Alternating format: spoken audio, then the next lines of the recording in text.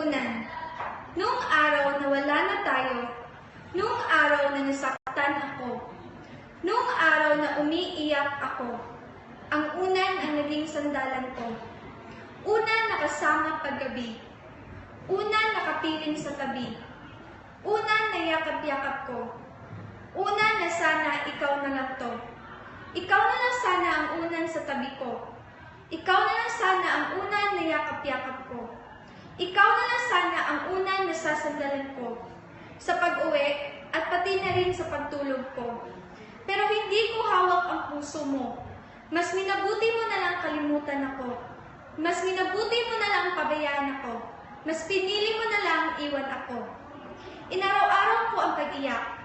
Lunas sa puso kong wasak.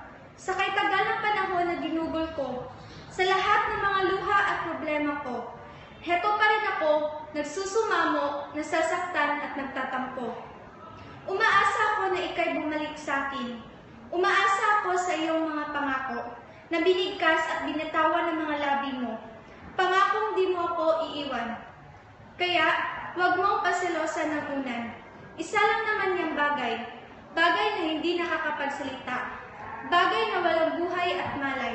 Tandaan mo, mahal pa rin kita at wala nang iba. Alam ng puso ko na ikaw pa rin talaga. At umaasa na sa pagdating ng panahon, ikaw na ang magsilbi kong unan. Ang hirap na walang ikaw. Ikaw na magbibigay kulay sa buhay. Ikaw na una na makakaintindi. Ikaw na una na makakausap at maiiyakan. Sana ikaw na lang talaga ang magsisilbi kong unan. Ito ako naghihintay. Kung maaari lang naman sana, ikaw na lamang sana ang una na kapiling ko sa tuwina. Mahal ko, ako'y pansinin mo.